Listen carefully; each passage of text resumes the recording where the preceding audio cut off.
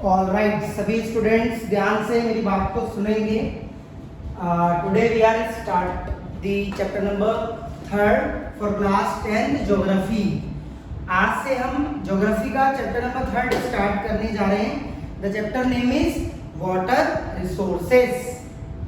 Few seconds दीजिएगा, फिर उसके बाद हम चैप्टर को स्टार्ट करने जा रहे हैं। और बिल्कुल आप सभी नोट्स ओपन कर लीजिए, जितने ऑफलाइन स्टूडेंट्स बैठे हैं एंड जितने ऑनलाइन स्टूडेंट्स घर पे सुनेंगे वो अपने साथ पीडीएफ फॉर्मेट में नोट्स को ओपन करके बैठिएगा, बिकॉज हमारे पीडीएफ फॉर्मेट में डिस्क्रिप्शन के अंदर नोट्स अवेलेबल करा दिए जाते हैं। बहुत बेस्ट क्वालिटी के नोट्स होते हैं हमारे। सो आज हम ज्योग्राफी का चैप्टर नंबर 3 स्टार्ट कर देंगे, क्लास 10 का।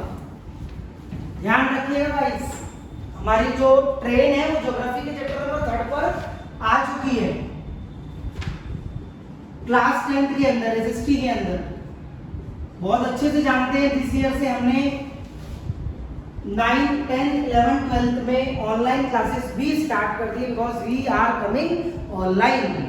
आपको ऑफलाइन का टच ही मिलने वाला है ऑनलाइन में भी, तो बिल्कुल भी आपको फील नहीं होगी कि आप घर बैठे क्लास ले रहे हैं या फिर हमारे साथ क्लास ले रहे हैं। बिल्कुल प्रॉब्लम नहीं होने वाली है। तो सबसे बड़ी बात इसमें ये हो जाएगी, वाटर रिसोर्सेस। चैप्टर का नाम, चैप्टर के नाम से ही उसके काम को समझना है, ठीक है। ऑलमोस्ट आपको यही स्टोरी क्लियर हो जाती है, चैप्टर के नाम से ही उसके काम की, राइट। तो सबसे बड़ी बात इसमें ये है, वाटर रिसोर्सेस। वाटर रिसोर्सेस को स्टार्ट करने से पहले मैं बेसिक इंट्रोडक्शन कराना चाहूंगा इस चैप्टर से रिलेटेड। So let's start. आप सभी ने बचपन से एक बात पढ़ी है, चैप्टर पढ़ा है नेचुरल रिसोर्सेस। सभी स्टूडेंट जानते हैं नेचुरल रिसोर्सेस के 3 टाइप होते हैं, लैंड, वाटर एंड एयर। ये तीनों क्या है, नेचुरल रिसोर्सेस की कैटेगरी में देखे जाते हैं। लैंड को भी आप एज अ रिसोर्स कंसीडर कर सकते हो एंड पढ़ सकते हो, वाटर को भी आप एज अ रिसोर्स अच्छे से स्टडी कर सकते हो, एंड एयर भी नेचुरल रिसोर्स की कैटेगरी में आती है। मतलब जमीन, पानी और हवा, जल, वायु, जमीन, तीनों चीज एक प्राकृतिक संसाधन की कैटेगरी में देखी जाती है। That is all about natural resources. Natural resources can broadly divided into 3 resources, that is land, water, air. Is that clear? So सबसे बड़ी बात इसमें ये हो जाएगी, सेकेंड कैटेगरी को हम इस चैप्टर में बहुत अच्छे से डिस्कस करेंगे। सो सेकेंड चैप्टर के अंदर हमने क्लास 10 की ज्योग्राफी में, ह्यूमन ज्योग्राफी के अंदर हमें वाटर को एज अ रिसोर्स बहुत अच्छे से समझना है कि बेसिकली मीनिंग क्या है वाटर एज अ रिसोर्स की, what is water resources, scarcity समझेंगे, कहाँ पानी की कमी है इन दी वर्ल्ड, पूरे वर्ल्ड के अंदर पानी किस लेवल पे डिस्ट्रीब्यूट किया जाता है, उसकी वर्ल्ड डेवलपमेंट की रिपोर्ट क्या हो सकती है, और किस कंट्री में कितने % पानी डिस्ट्रीब्यूट है एंड कहाँ से आ रहा है। वाटर रिसोर्सेज के टाइप्स भी क्लियर करेंगे एंड मीनिंग्स भी क्लियर करेंगे। Is that clear? सो सभी बच्चे मेरी बात को और अच्छे से सुनेंगे। बहुत अच्छी क्वालिटी हम मेंटेन करते हैं। बस डिस्क्रिप्शन से आप लोग पीडीएफ ओपन कर लीजिए, अगले जितने भी मिनट्स हमारी क्लास चलने वाली है बस सिर्फ ध्यान से सुनिएगा, आपको खुद पता चल जाएगा हमारी क्वालिटी।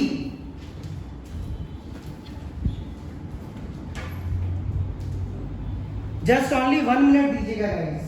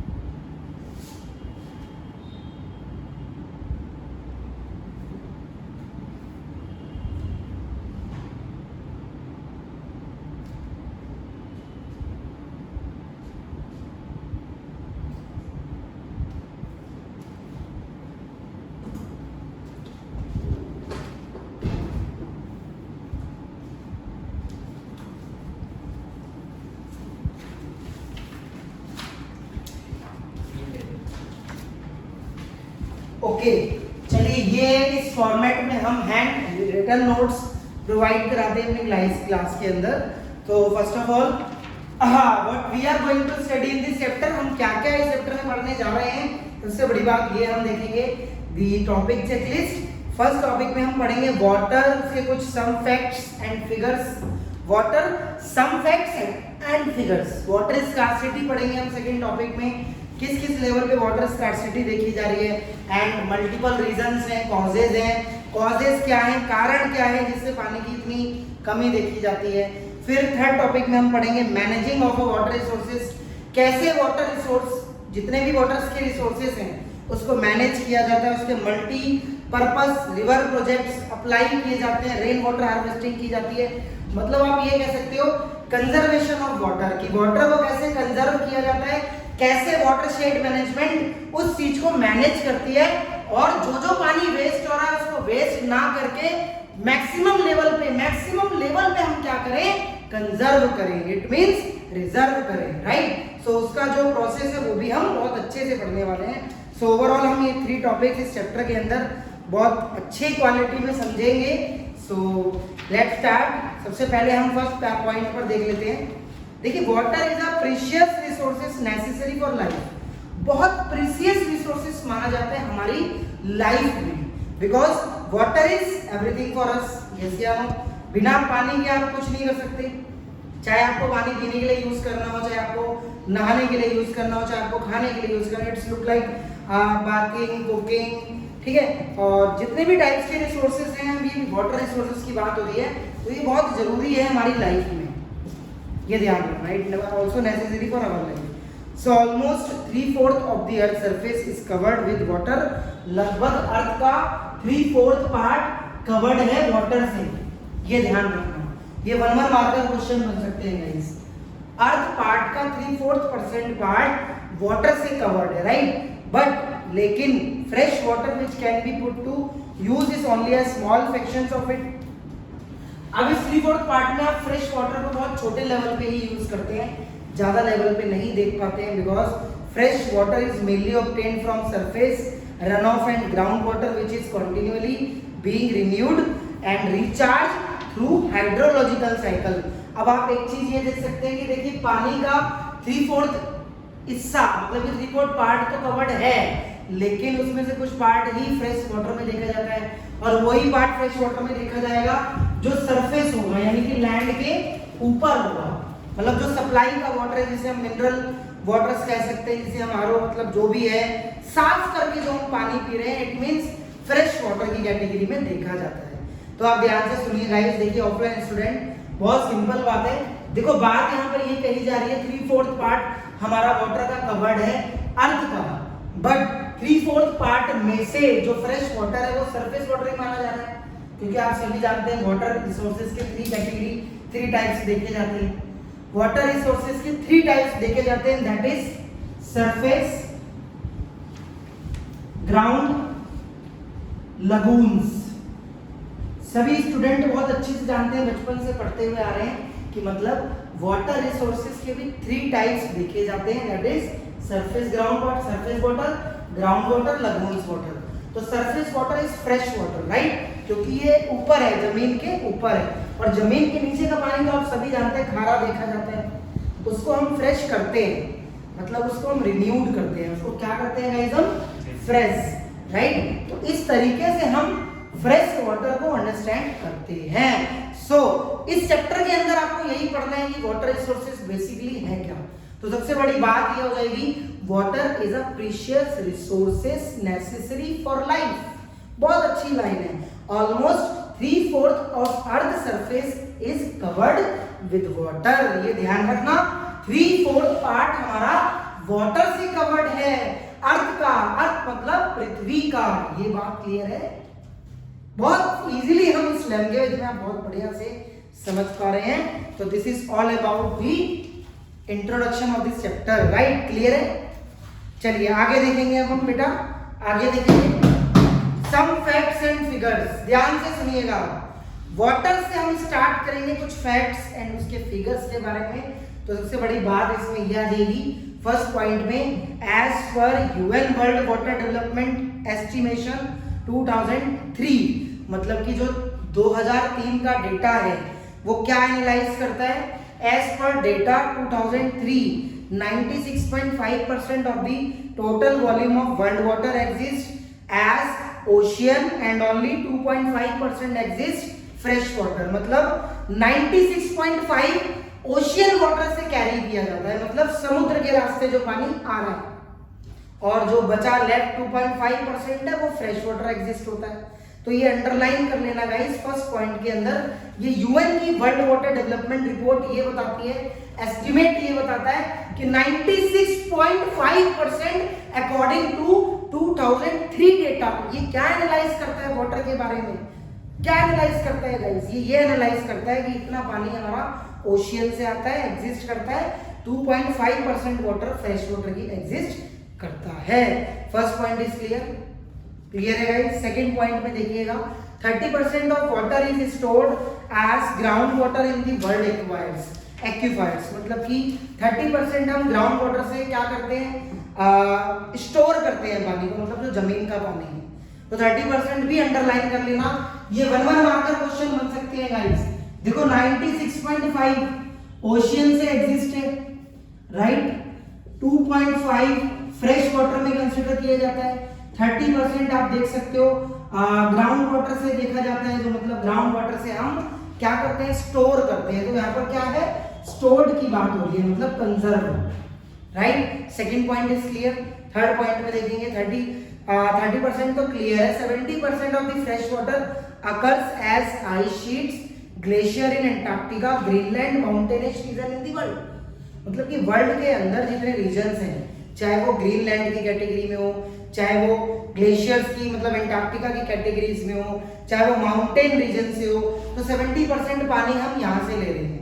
कहाँ से ले रहे हैं? यहाँ से ले रहे हैं, फ्रेश वाटर।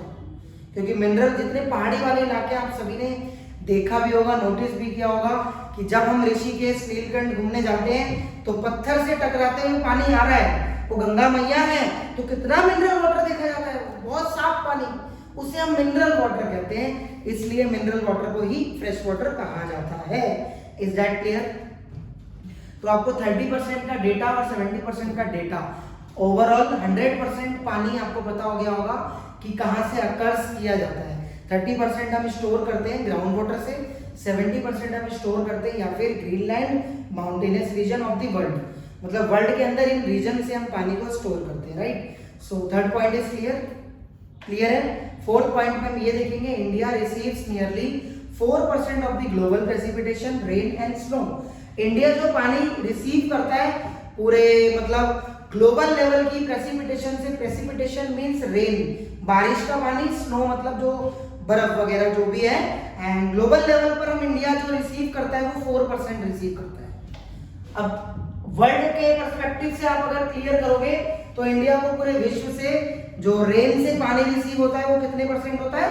4%। बट जो रैंक देखी जा रही है वो 133rd in the world in terms of water availability पर पर्सन ईयर। मतलब कि वाटर की अवेलेबिलिटी की जो रैंक देखी जा रही है, जो इंडिया को रैंक मिल रही है, वो कौन सी रैंक मिल रही है? 133rd रैंक इंडिया ने रिसीव करी है वर्ल्ड के पर्सपेक्टिव से। सो आपको बिल्कुल अच्छे से क्लियर होना चाहिए फोर्थ पॉइंट भी। देखो इन 4 पॉइंट से आपको 1 मार्कर क्वेश्चंस भी मिलने वाले हैं, और ये कुछ फैक्ट्स हैं एंड कुछ फिगर है वाटर का। वाटर के सम फैक्ट्स, वाटर्स के फिगर्स आपको क्लियर होने चाहिए वर्ल्ड के पॉइंट ऑफ व्यू से। तो आपको वर्ल्ड के पॉइंट ऑफ व्यू से एक बात पता चल रही होगी कि कहां से हम कितने परसेंट वाटर को अकर्स कर रहे हैं। Is that clear guys? चलिए, in the 1999 total renewable water resources of India are estimated at 1897 square kilometer per annum.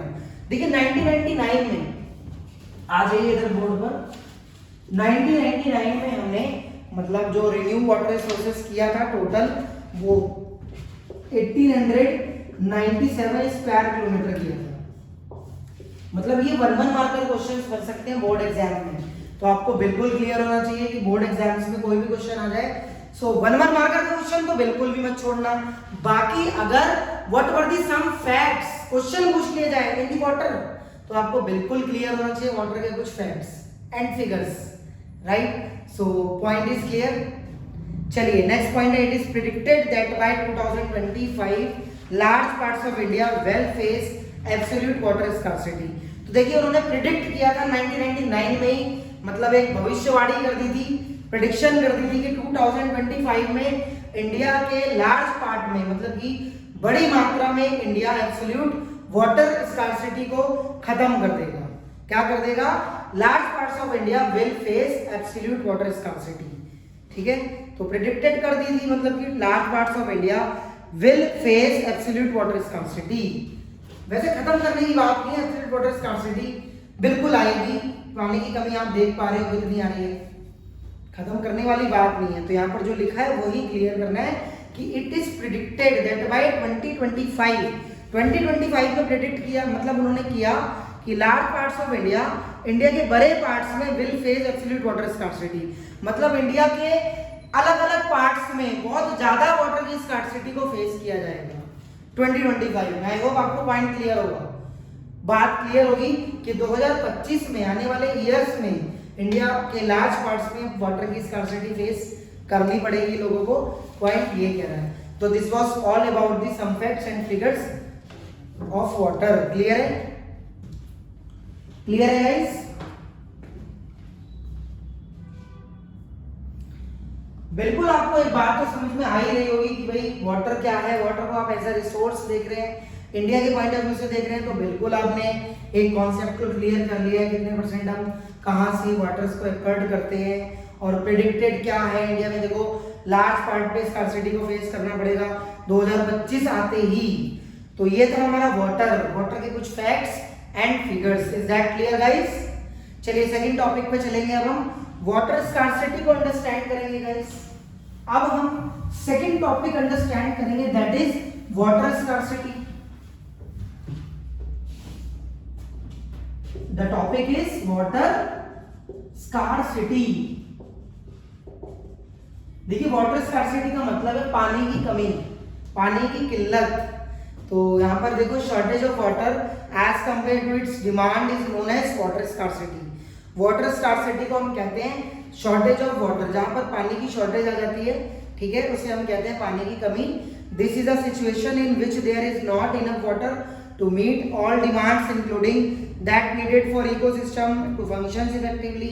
देखिए पानी की कमी इसलिए होती है कि आजकल लोग क्या है, वेस्ट वाटर बहुत कर रहे हैं, पानी को बर्बाद बहुत कर रहे हैं, डेटोरिएट्स बहुत कर रहे हैं, और almost gardening purpose, irrigation purpose, drinking purpose, bathing purpose, cooking purpose, cleaning purpose, तो ऑल पर्पस में क्या हो देखी जा रही है वाटर की स्कार्सिटी, बिकॉज पर्पस तो बढ़ते जा रहे हैं लेकिन पानी की कमी होती जा रही है। और वैसे भी एक प्रेडिक्शन कर दी थी कि 2025 में बहुत कमी होने वाली है इंडिया को, राइट। सो यहाँ पर देख सकते हैं हम water scarcity occurs mainly due to the variations in seasonal and annual precipitation.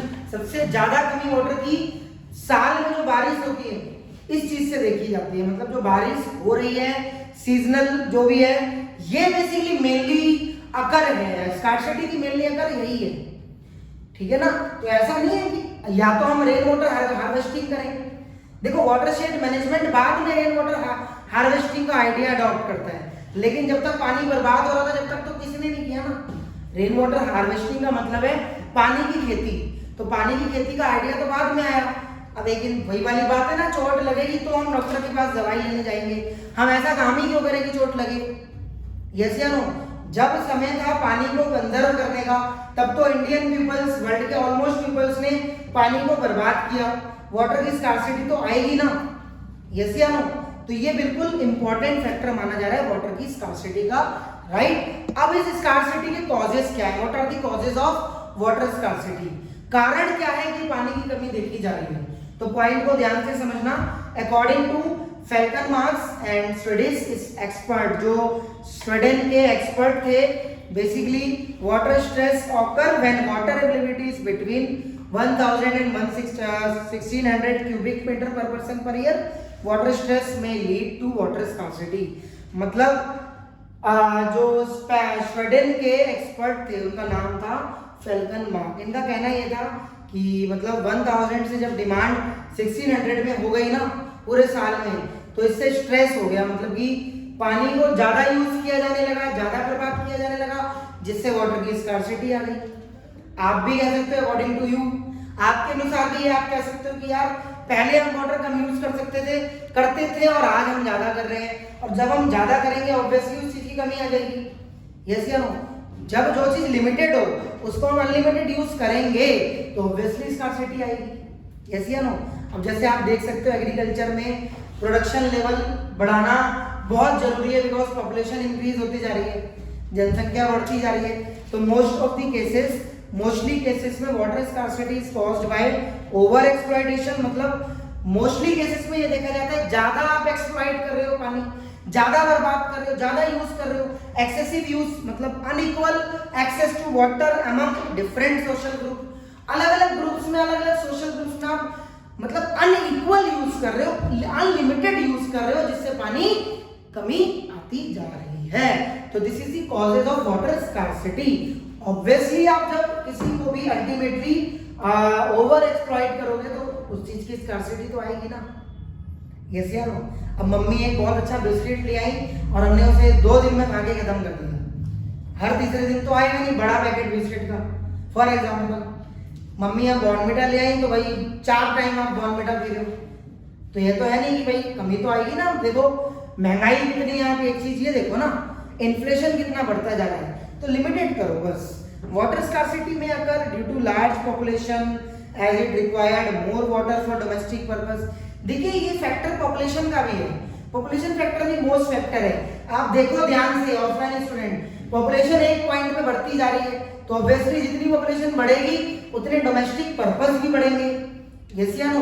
उतने डोमेस्टिक पर्पस बढ़ेंगे, पानी को उतना यूज किया जाएगा, तो ये भी एक कॉजेज बन सकता है। To provide food to large population, agriculture is done on large scale that require much water for irrigation specially in dry season agriculture. सूखे के सीजन में एग्रीकल्चर पॉइंट ऑफ व्यू से आप देख सकते हो कि उन्हें वाटर की मतलब रिक्वायरमेंट ज्यादा होती है, क्योंकि उन्हें हार्वेस्ट अच्छी करनी है, हार्वेस्टिंग सिस्टम अच्छा करना है, इरिगेशन बेस्ट चाहिए, और इरिगेशन बेस्ट आपको बताइए पानी से ही मिलेगी, स्पेशली ड्राई सीजन में। जितने सूखे सीजन होते हैं तो वहां तो पानी ज्यादा चाहिए होगा ना। सूखते चली जा रही है जमीन, फर्टिलिटी तो कम हो जाएगी अगर हमने इरिगेट नहीं करेंगे तो। यस या नो? तो वाटर की एवरी पॉइंट पर डिमांड बढ़ रही है, that is mainly causes the water scarcity. Is that clear? So intensive industrialization urbanization is also responsible for water scarcity. मतलब आप ये भी देख सकते हो कि इंडस्ट्रियों में भी वाटर की यूज ज्यादा बढ़ रही है, डिमांड बढ़ रही है, अर्बनाइजेशन भी रिस्पॉन्सिबल है, क्योंकि चाहे इंडस्ट्री हो या फिर अर्बन के जितने सिटीज हो, टाउन्स हो, यहाँ पर भी वाटर स्कार्सिटी रिस्पॉन्सिबल है ये भी। And industries use water in large scale for different purpose. Industry क्या करती है, बड़ी मात्रा में पानी को यूज करती है अलग अलग पर्पस में। Along with it required power that is generated by hydro electricity power station, क्योंकि उसे हाइड्रो इलेक्ट्रिसिटी जनरेट करनी है, तो मतलब एनर्जी तो चाहिए होगी ना वाटर। अब देखो रिसोर्सेज तो चाहिए, अगर मुझे किसी भी कंपनी को स्केल अप करना है, किसी भी इंडस्ट्री को स्केल अप करना है, तो रिसोर्सेज तो चाहिए होगा ना guys. Without resources, with the help of resources हम क्या करेंगे, इंश्योर डेवलपमेंट इंडस्ट्रियों का इंडस्ट्रियलाइजेशन करेंगे। बट हम ये कह सकते हैं विदाउट रिसोर्सेज तो कर नहीं पाएंगे, तो रिसोर्सेज में एक वाटर रिसोर्सेज भी आ जाता है।